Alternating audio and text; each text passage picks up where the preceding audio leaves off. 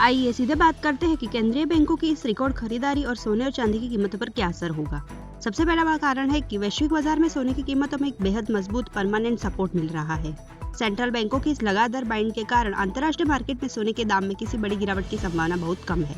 दूसरा बड़ा कारण डॉलर पर दुनिया का भरोसा उठने के कारण लंबी अवधि में सोने और चांदी के दाम एक नए रिकॉर्ड बना रहे हैं। संकट और जियोपॉलिटिक्स तनाव में इस दौरान सोना हमेशा निवेशकों की पहली पसंद यानी सेफ हेवन बना रहे।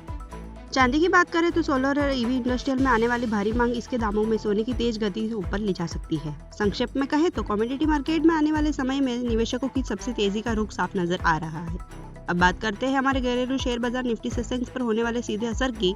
IMF द्वारा ग्लोबल ग्रोथ रेट घटाने के कारण विदेशी संस्थागत निवेशक भारतीय बाजार में बड़ी और आक्रामक खरीदारी करने से बचेंगे।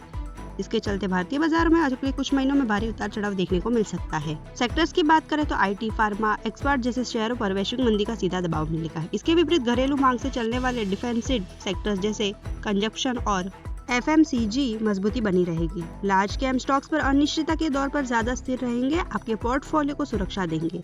लेकिन मिड कैप और स्मॉल कैप सेगमेंट को रिटेल निवेशकों के इस दौरान मुजामसुली के तैयार रहना। बैंकिंग सेक्टर में निवेशकों के लिए राहत की बात यह है कि भारतीय बैंकों पर किसी बड़े ग्लोबल फ्रांचाइज का सीधा असर नहीं होगा। RBI और सख्त नीतियों को मजबूत नियमों के कारण बैंकिंग सिस्टम पूरी दुनिया की सबसे सुरक्षित स्थिति में है। हालांकि अगर अंतर्राष्ट्रीय स्तर पर ब्याज दरें लंबे समय तक ऊंची रहती है तो बैंकों की लोन ग्रोथ का रफ्तार थोड़ी धीमे हो सकती है। इसका मामूली असर बैंकों के नेट इंटरेस्ट मार्जिन यानी NIM पर देखने को मिल सकता है। इसलिए HDFC, SBI और ICICI जैसे मजबूत लार्ज कैप बैंकों की शेयरों पर नजर बनाए रखें।